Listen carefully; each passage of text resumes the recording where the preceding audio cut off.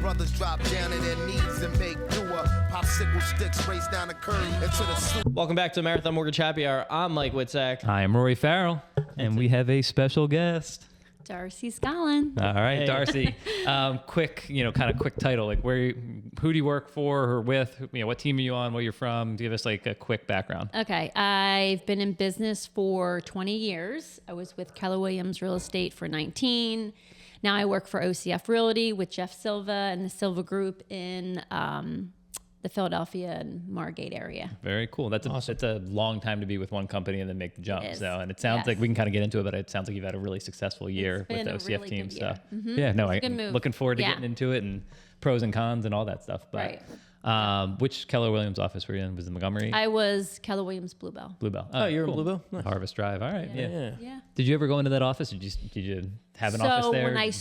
when I started in the business, I had an office, the whole thing. I did that for a while, and then it just made sense. I just started working out of my house. Were you doing like, you weren't part of a team, you were like solo? So when I started at Keller Williams, I started with Jeff. Oh, you did? Oh, I forgot. I That's so started funny. I with forgot he Jeff was there. over there. Yeah, so I started there, and then I was with him for, I don't know, maybe 4 years, Yeah. and then went off on my own with my ex-husband. Okay. We were a husband and wife team, Okay. and then that didn't work out, so then I went on my own. Okay. Cool. Okay. All right. Nice. Natural progression. And then you were there 19 years. I was there, right. So then I was in the office. I had an office there. And then I just kind of started working. I'm on the road a lot. So it just didn't, make sense. Yeah, I feel like if you're not part of a team, you don't have like an anchor at an office where there's going to be like a transaction coordinator or like other people who you're kind of bouncing ideas off of. Right. Like, why pay for the space? Right. Right. Exactly. And especially now since COVID, you walk through a lot of these offices and there's names on the doors, but no one's ever in there. Lights are off, doors are locked. Oh, yeah. No, I always wonder, like, what? I wonder if I'm just missing them, or they're just not there and they're spending the money on the space. I think offices these days, I just don't. I know. think not all agents, but I think some agents just have the belief they don't need the brick and mortar kind of thing. So You know what?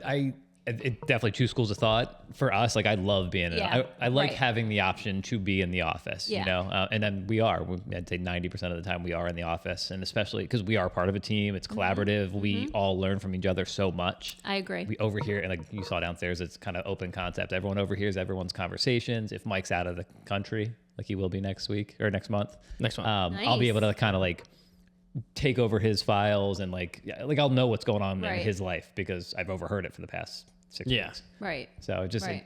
but it also is nice to not have to. No, I agree with you. When you're a part of a team and you go in, there's nice like camaraderie, there's energy in the office. Yeah, we when goof around everybody's so there. much. It's like makes it fun. It is. It's great.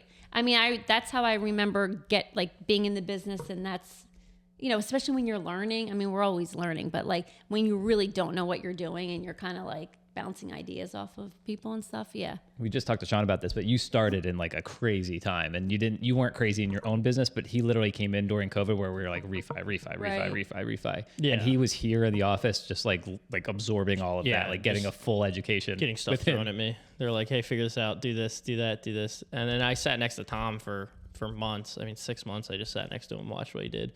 And then just kind of progressed from there, but it was insanely busy. It was crazy. Yeah, you probably got a 4-year education in 6 months. Yeah. And I'm like, well, this rules. This is going to be the rest of my life. Right. I'll make so much money. And then everything just went south real quick. And I was like, oh, I guess this could happen too.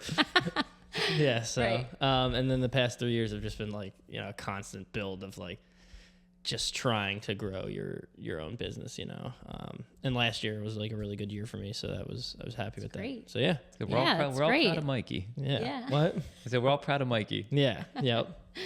That's good.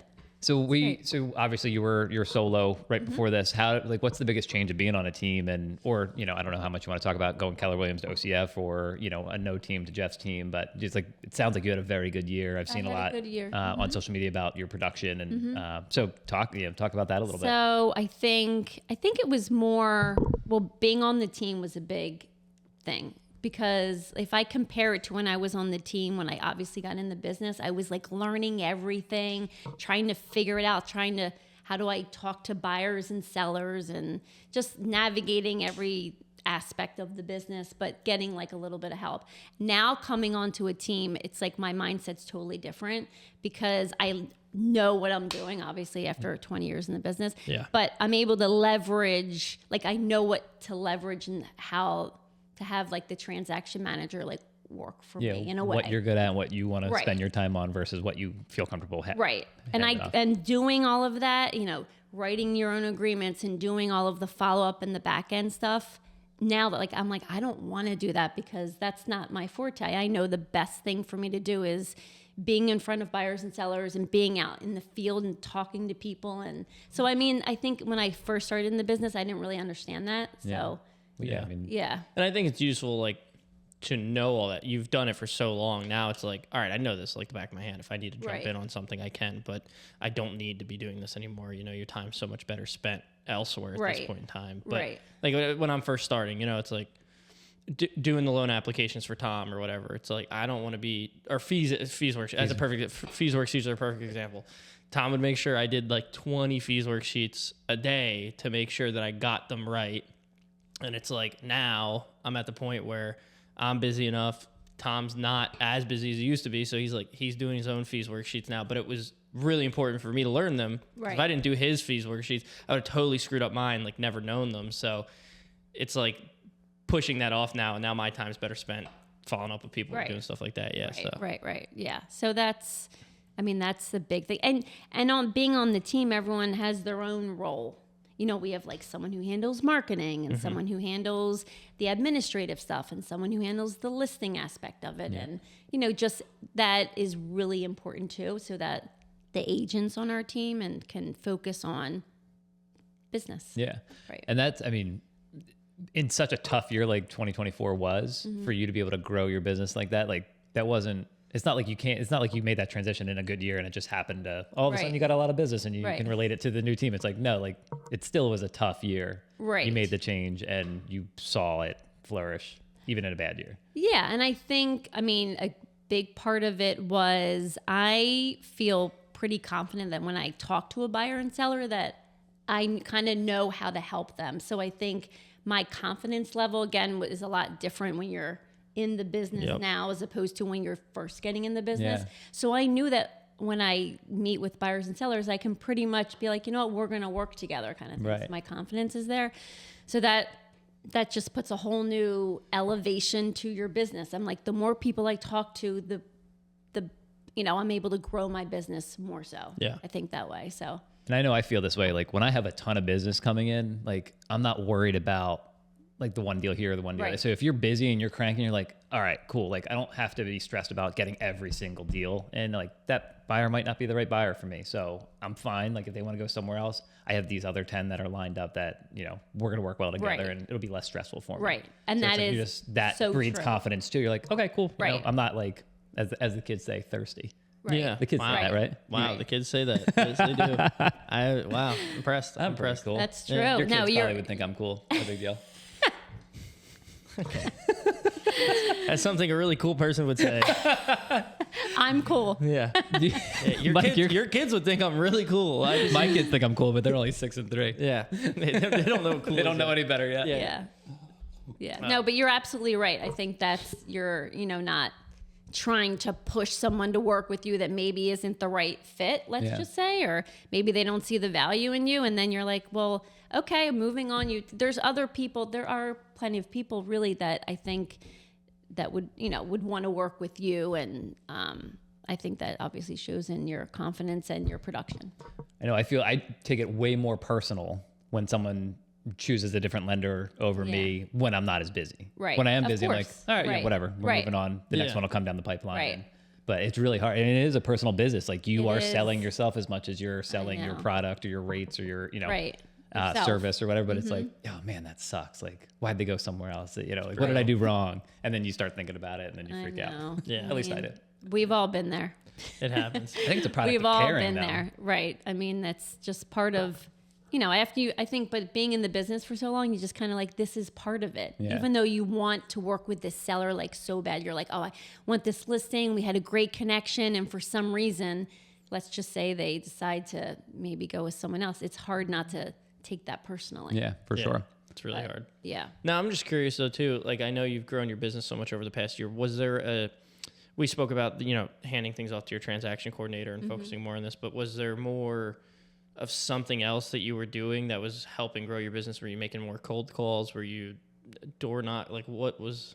I would say, where are your leads coming in from? My leads, so I'd say like 50% of it was probably my sphere. Yeah. Okay. And only from being in the business so long now, I have a bigger sphere of past clients. So a lot of it was that, some referred business from friends and family or sphere, past clients, and then just some of these like online leads. How do you access that sphere? Like, what do you do to like get in front of them? So I worked, I think in 23, I was, my business was not great. So I really worked my sphere in 23. And I think it paid off in 24. That makes sense. Gotcha. Yeah. We so just I talked about that with Sean. Like the payoff is down I the line was a little working bit. my leads, my sphere so much because I was like, I need to be busy. I need to be busy. And then And also you weren't busy with Right. the real work with Right. Making money, buying houses, selling houses, where you had the time to sit and do that. Yeah. You're right. And then it paid off. So in January of last year, in February of last year, I was busy. Yeah. It's just, I'm like, this is because I invested so much time in my, with my sphere in 23. It's such a long game, and it's so hard for people to understand that. Like, especially when you first get in the business and you're just working your ass off and you're just not seeing anything come from it, and you don't have the benefit of working your ass off from the previous year and that business coming to fruition. It's like, when you first start, you're like, oh, but then you ought to also mention, like, it does exponentially grow. Like,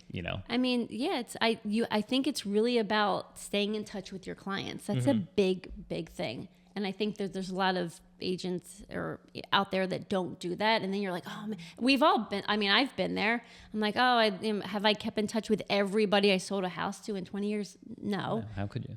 But I think being more conscientious about that and knowing that, like, that's a much easier sale in a way because you've already worked with them and you've done a great job for them. So, like, why wouldn't you stay in touch with them? Yeah, it's for just, sure. It's getting the systems in place and making sure that, I don't know. That And not every past client's going to respond to the same reaching out. Like, some people who are younger might throw your mailer away, but they'll also be following you on Instagram. So it's like, actually, Jeff, when we did the podcast with Jeff, whatever it was, a year ago, we talked about, because he's old school too, or has been in the business forever. It's like, you got to do the old school stuff, and you also got to do the new school stuff. You got to hit it at all angles, because you don't know what's going to pop.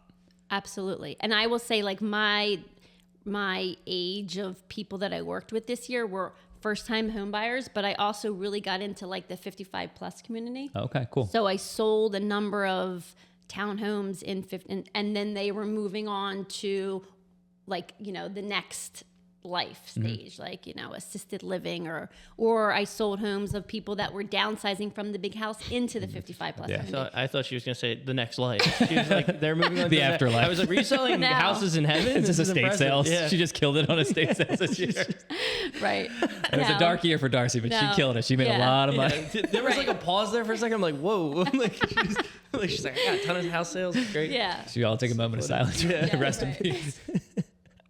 But there's a wide range. So, like, the people obviously on that end of it are not looking really at social media and Facebook. They're looking, it's the old school way. It's of, like, receiving a postcard in the mail. Yeah, definitely. And then you have, like, I work with a lot of first-time home buyers, and that's all through, like, social media and online. So Yeah, it's like a... if I get a postcard in the mail, I don't even look at it. I'm like, throw it out instantly. So. Yeah. Well, we've owned our home for long enough where you kind of know the realtors that target your neighborhood. So it is, and a lot of them live in our neighborhood too. So you, like, see them around. So, but it is interesting because they'll say, like, oh, this sold in your neighborhood and this sold in your neighborhood. And so I look at those because they're neighborhood specific, but they weren't my realtor back then either. It's just neighborhood specific. But right. Other than that, it's like I throw away 99% of the mail that comes in my house. Yeah. Before it even gets in the house. I take it from you do. the mailbox to into the the trash can in the garage. Yeah. Yeah. But I mean, that's me though. It's like the problem is you just get so much. You get so much. Yeah, and I most know. of it's bullshit. Right. No, Here's the other thing though. I would unfollow you if you posted about being thirsty on Instagram. So I wouldn't look at that either. Well, you're not my target I'm demographic, not Michael. Target demographic, I guess.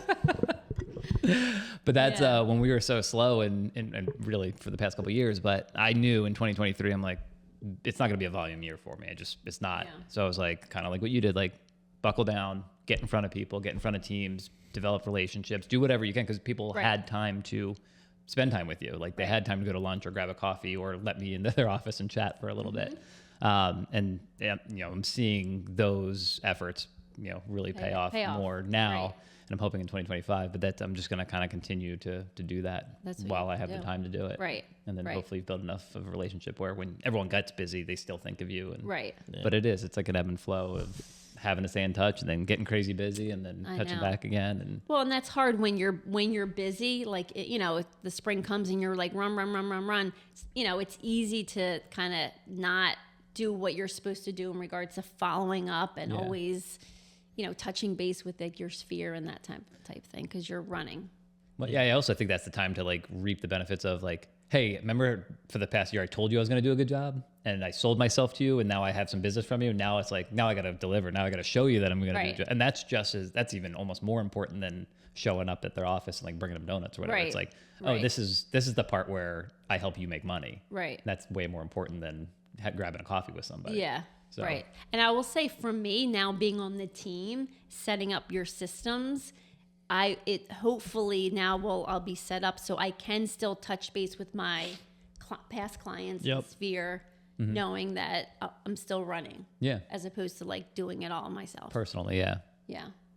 We have a couple systems in place, but a lot, especially the social media stuff, it's like, you can't just have like the same stuff over and over. Like you have to have some organic new content that's going to like catch someone's eye and have them kind of hover on your post. So that's like a daily thing that me and him try and work on all the time. And it becomes a lot. I mean, I was thinking there's something I wanted to ask, but maybe it'll come back to me.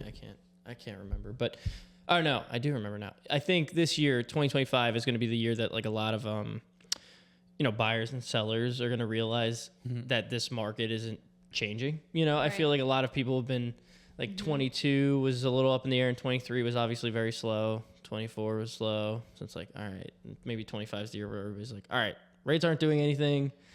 They're not going to drop to the fours anymore. Yeah, like inventories are where they're at. Like, let's just start, we got to upgrade our house. We have too many kids now or whatever. I agree. So I'm hoping I'm hopeful it's the year that people realize like, oh, we still have to, upgrade our house or move on or figure something out, and rates aren't going anywhere and the market's not going anywhere, so we gotta do something. So maybe it'll pick up. No, I agree. I actually say that to buyers and sellers that I talk to. I'm like, I think people just get tired of waiting on the sidelines. I'm like, if the rates do go down to anywhere in the fives, I don't know when that will be, but that'll be when me and Mike stop visiting offices because we're going to be so busy with refis. Right. So that's when I retire. I'll retire for the next 20 years after they go back down to 5. Yeah. But they're not going down to, where they were. And I think people, you're right, like just are going to be tired of, they want to make the move. They're growing out of their house, whatever it may be. So. And in our industry, as brutal as it is, like especially for loan officers, it sucks. But these past couple years, we've built up such a pipeline that if rates were to go down to the 5s, like it'd be a great year for like you said, like, high 5s, low 6s even at this point. Yeah, like we'd be doing great. But it would also not only be great for us, but it'd be great for realtors because buyers would be able to afford much more of a house then, their payment's going to change so much. And I feel like that's what plays into everything because, I have a bunch of young people that are out shopping right now. And they come to me and they want to get pre-qualified for $400,000. And I'm like, yeah, you can get pre-qualified for $400,000. Do you know how much money a month that is? Like, do you know how much you're paying a month? And they're like, no. And I send them a payment. They're like, oh, how about $250 or something? No, it's a lot of money, So if rates go down, it's gonna boost the market, both areas. So sellers will be comfortable selling. I think. You tell me. I think the 6 scares people when you have a 3.5 or a 4%. If you're at 5.99 versus 6 1/8.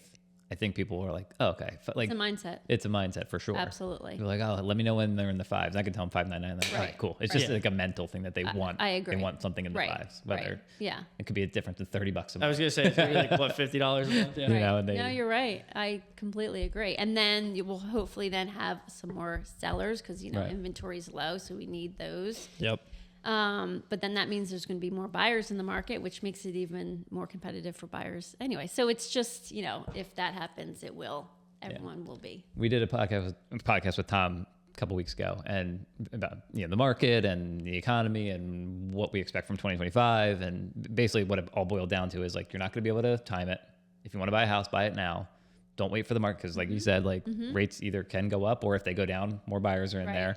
Homes are going to appreciate. So like buy now, refi if you can. If not, your home's appreciating. And, you know, and now you have equity. Absolutely. So I tell buyers that's an easy thing for me to say. Yeah, it's true. Sitting on a house I bought 7 years ago with a rate of 2.25. Oh yeah. I know. But I know. you know, that is the reality of it though. It's like, it's always, there's not going to be a market fallout as far as appreciation is concerned. It's not like 2008, you know, that's not why we're seeing what we're seeing now. So Right.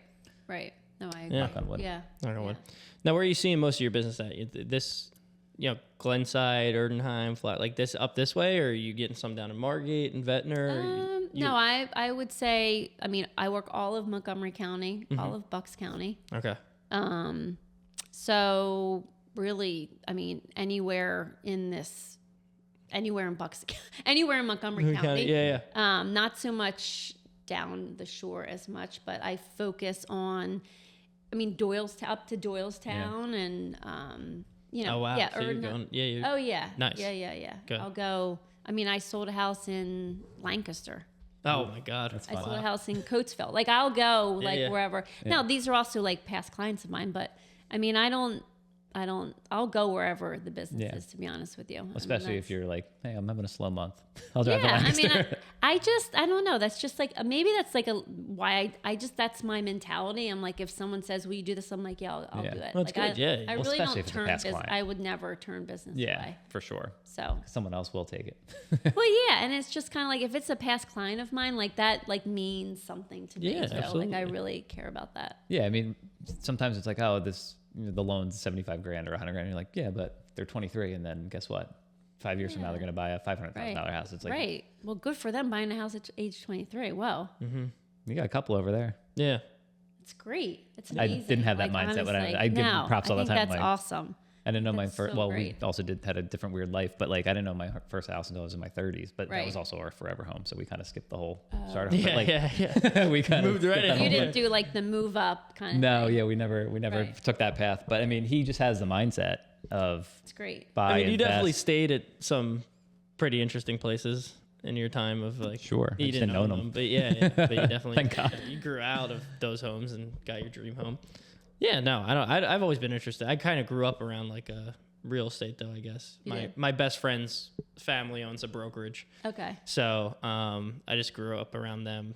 And then one of my first jobs was his dad cleans out like foreclosed homes. He has a clean out company.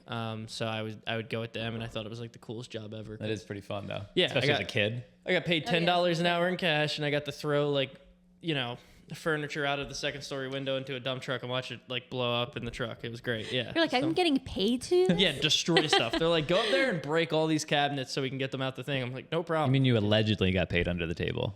If the IRS is listening. I mean, that's over like 15 years ago now. Yeah, Right. yeah. Statute of limitations. Yeah, I think we've reached that possibly, but Are your kids interested in real estate? yeah, that's a good one. Yeah. As of right now, no. No. I mean, they want to buy a house one day, but Sure. like, do they want to get into the real estate business? I would say Well, how old are your kids? so. 19. Okay. My oldest is 19. I have twins that are 16. Okay. Oh, so they're like old enough to like, yeah. Yeah, I they didn't know if were, like- understand. Well, you were. Yeah. I mean, I'm just saying because at that age, you were kind of had not an Yeah. interest, but like you had like awareness of it. Oh, for sure. Yeah. I like 15. I know. Yeah. 15 specifically. I know that I got into it big time. Yeah, I will say like whenever though I sold a house to a guy and he was I think 25 and he bought a house in Manayunk and I was like, man, I'm like, you are doing like the right thing. Like you're buying a house. He's going to have two of his friends like live with them. I'm like, Oh, I think we did that one. I think, Amy? did you? Yeah. Yeah. I'm like, you are so smart. I know. Well, I'm especially like- if you have someone else help you with the mortgage at that point, it doesn't really matter what the rate is when someone's helping pay Right. the mortgage. But I'm like, God, and he bought a great place. Now and his friends were like fighting, like who was going to move in with him. And he's Yeah. like, I haven't decided yet. But I just thought that was just like such a great Yeah. mindset. I'm like, this kid's going places. Yeah, he had a good head on his shoulders. He had like all of did. his ducks in a row. And Yeah. I think his parents came to a settlement. Yeah, they and were like, they were. they were they were supportive just and- great. No, They were great. he was But a I smart just kid. like was really impressed with him. But that's the way Yeah. to do it, though, and we talk about it all the time. It's like make those riskier investments when you're young. You don't have a lot of overhead. You don't have kids to Right. have food on the table for. It's like do that. Have your roommates pay your mortgage, and then build I the just- equity. Smart. And Just tried to do that a couple weeks ago. It didn't work. Didn't work. That's a off the podcast story. I'll tell you. That was a nightmare. But a lot more curse words on that. Yeah. Oh, okay. Yeah. There would be a lot of angry things happening there. But yeah, I tried to buy a place and do the exact same thing, like a block up the road here, actually.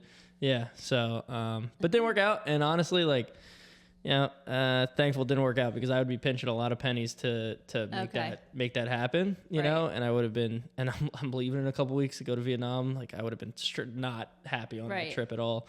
So, everything works out at the end. It is what it is. So, but it is totally smart. I lived in San Diego right after college, and one of my buddies who was probably 25, 26, 27 worked with me at the restaurant. He was a bartender. Mm-hmm. We made good money, but his dad was a financial analyst or financial advisor. And him and his dad bought a place, but like it was like he paid the mortgage and all that. I think his dad helped him with the down payment, but he moved friends in. I'm like, you're 26 and you own a place in San Diego. Like, I know, right? I was like, that's crazy. And now, amazing. Yeah. So he's doing okay. Shout out Casey. What's up, Casey? I will say though, I do like, but just going back, stories like that, like I tell my kids about that. I'm like, listen, there's a kid I tell my niece who's 19, or no, she's 23, 22. I said, listen, there's I just tell them the story so they kind of like relate and can be like, that. Well, especially right after college and like you're just living with friends anyway. It's like if you can find a place that's affordable. Right. Yeah, if you figure out how to buy it, that's like the biggest thing. I feel like the piece of education so lacking because I think about most of my friends when we were all 21 together, like hanging out. None of them had. Even today, if I'm like, how do you buy a house? Like, I don't know. What do you mean? How do you buy a house? They call a realtor? Like, what do I do? Yeah.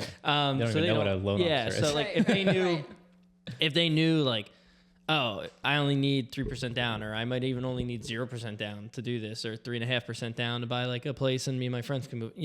There's a lot of creative ways to make it happen, whereas a lot of people I don't think know that, and if they don't know it, why they don't want to do it, And I started reading like financial books when I was 15. I guess I don't know if that makes me a nerd or not, but it was introduced to me, and then I kind of started reading it. So I had a knowledge. Yes, I was like a layup. I'm waiting for you to hit it. I had like a base knowledge though of it, and then getting into mortgages, I started to understand like, oh, this isn't as crazy as it sounds. Like you don't need that much money, or you don't need to do X, Y, and Z to make it happen. So you're right.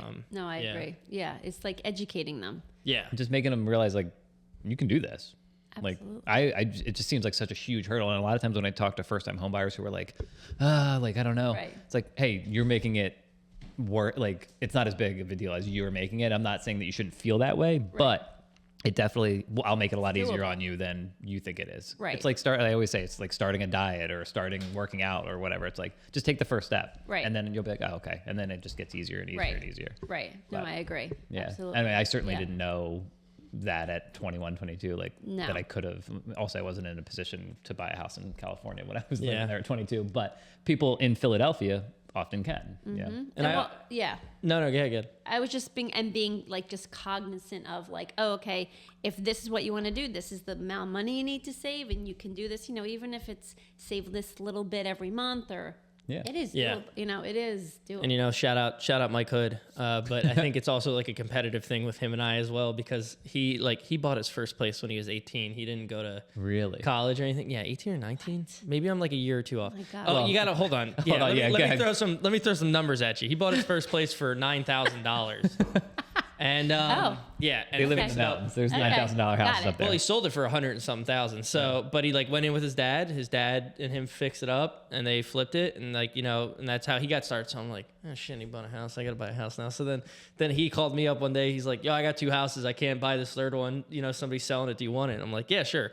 So I paid $24,000 for my first house, and then you buy it cash too. Yeah.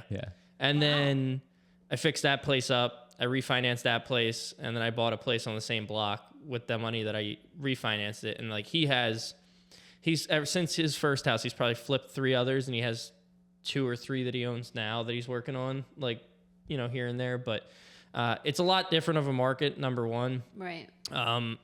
Number two, he's my friend that has had the brokerage, so he has a lot of connections that he just people move into the other life, like we were saying earlier, and he gets phone calls from real estate attorneys to list homes, and he ends up he'll find good deals here, he'll find tax abatement, whatever it is. But it was always something like watching him do it when we were 18, 19 years old, and watching his parents do it and like knowing it. And then when he started buying his own place, I'm like, oh shit, now I gotta keep up, I gotta keep doing it. So It's like a friendly. He was motivating you. Yeah, it's like a friendly competition for sure. Yeah. Who knows? Maybe that's what your 19-year-old will do in 3 or 4 years. Who knows? Right. Yeah. Exactly. Listen up. All right. This is an educational podcast. This is what you should be doing at 23 years old. Yeah. Learn from my mistakes. Yeah. But go on and have fun too. I had a lot of fun. Yeah, have fun also. Yeah, we also had a lot of fun. Don't save everything for the house. Save some for the beer money. No, yeah. Blow some money at the bar. But yeah, it was smart. Yeah. Wow. That's good. Yeah, it was fun. Are you in like the investor side at all or no? I was years ago. Okay. Yeah. And then just got out of it. The whole flipped. This was in like the early 2000s. Okay. When we would buy a house and either flip it and sell it or buy a house and rent it out kind of thing. And then the market wasn't crazy. Great to do that, and then just stopped doing it. And we had some rental properties and then sold those off. But yeah. Nice. But you've gotten your feet wet with it. You've like been in that industry, that side of it before. But when we did this, and I think everybody tells you not to do this, is like you buy your first place and you want to fix it up like you're gonna live in it. Yeah. Mm-hmm. So you're like making it super, super nice. I would have that impulse overly investing in it, and you're like, you're not even. Someone moves into it and beats the shit. Right. Like you're just like.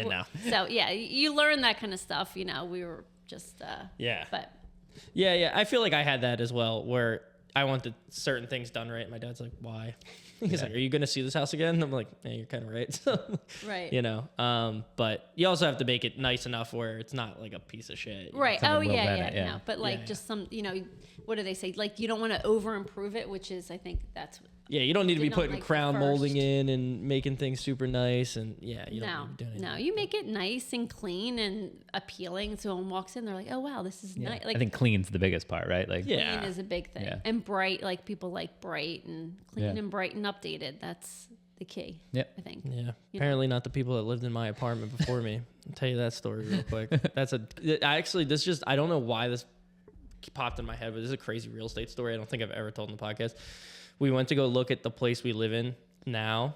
And when we went to go tour it, they're like, hey, tenants are in there, just like a heads up. We'll just like go look at the place and walk around. Okay, no problem. We walk in, there's like stairs that go to the first bedroom, and then like the stairs go up, first bedroom's like to the right, and then stairs keep going up to like the living room and then the more bedrooms. As you're walking up the stairs, there's like upside down crucifixes on the wall. What? There's like black carpets like hanging, all this stuff, and we're like, what the fuck? Who lives here? Who lives here?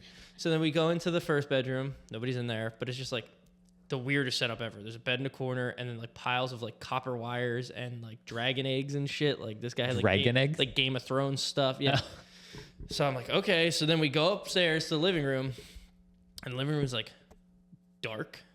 They have like a Virgin Mary with like blood coming out of her eyes and like the like praying hands. And there's a cross, and then there's some dude passed out on the couch. No. All you can see is his like feet and like his hair, and he's just like on this black couch. Everything's black in the whole house. Check to see if he was alive. We're like, what the fuck? And then he just like kind of like moved a little bit. He like squeaked, and the dude that's showing us the apartment, he's like, okay, bedroom's this way. And then he just like kept walking past them.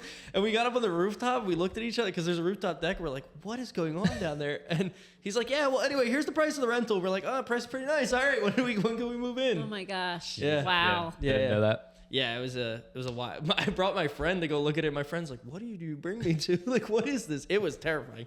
Yeah. Yeah. I mean, I've never. Those people didn't like it bright. That's what I was getting at. I've been through a lot of crazy, seen a lot of houses, and definitely ones where people have been like sleeping in like a room, and they. It's so weird. Do you have any like stories that like jumped to your mind? I mean, that one does. I think I was showing a house in this is again early years showing a house in Norristown. Went up to the bed. Didn't know anybody was sleeping, and Oh my God. you walk in and there was like an older gentleman in the bed, and I'm like, oh my gosh, so sorry. Close the door, and I'm like, I feel like we should leave. Yeah, maybe we'll reschedule I feel this like tour. we're like intruding here, you know. Oh my God. Yeah, another story. 2 people in bed, like you're like, okay, close the door. I mean, you know, yeah. Oh, That hasn't happened in a while, but it's happened. I It's just in happened. my head, I'm just picturing, you know how everyone does like the house tours and they're like videotaping and then like, yikes. Yep. Sorry about Like, that. whoops. Inadvertently just shot a Sorry. porn at a house. My bad. Yeah. Oh my God. I know. Oh God. All right. So what are you excited about for 2025 and a win? Something you're excited for about. 2025. I'm excited. My goal is to increase my business more. So, Okay. you know, it's grown, but I need it to want it to continue to grow. So do more business than I did last year. I won't ask you a specific number, but are you a person who's like, hey, I have this number that I want to? Yeah. Okay, cool. Yeah, I do have. It's hard. Like we had this conversation. It's like hard because there's so many external factors that Right. can affect how busy Right. that you can do all the things in the world the right way. But if rates mean, aren't good or inventory's not yeah. good, it's like, but you have an idea. Yeah, like, I hey, have want to yeah. hit this number. Right. Cool. Yeah, I do. Perfect. Have a goal. Yeah. And a win, win. Personal, professional, something you're excited about, something you're proud of, it could be anything. Well, I got my daughter off to college this year. That's so a huge that was win. a It's a huge huge win. win. Yep. And you said Gettysburg? She's at Gettysburg and Okay. she plays lacrosse, so she's went in as an athlete and she loves it. So I think I was gonna say, does she the like win is that she's super happy at school and Cool. Congratulations. That's huge as that's a big- daughter and then also yeah, as although a parent. you miss her, I course, miss yeah. her so much, but I know she's happy and that's really all you want. Yeah. Yeah. Much Yeah, better so- than her not being happy and being miserable at college. Yeah. And when it comes, yeah, no, that's Right, great. It's right. like, must So be, it's- I'm not a parent, but I know the feeling must be very nice to be like, It's you She's feel like there. okay, you did a good job. yeah. Good job. Yeah. Pat yourself on the back. that's- You deserve yeah, it. So that's my win. Yeah. Congratulations. It's all good. Good. Yeah. Anything else you want to add? No, I'm excited for this year. Me too. I am too. I'm excited. I think I always have that at the beginning of the year. things So. in the works, so it's going to be good for all of us. Yeah, Yeah. Mike and I have a couple things that we have goals on, like collectively, and then we did a podcast about our personal goals too. So Yeah. it'll be nice to try and get those to fruition Right. and we'll see where it Right. goes. So we'll be back here in a year. Yeah. Yep. Let's Hey. do it. We'll see love how that. it all pans out. Perfect. All Right? right, perfect. Yeah. We're probably my hair will be gray by then.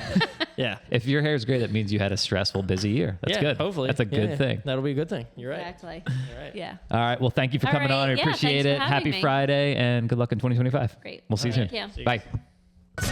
While brothers drop down to their knees and make newer popsicle sticks race down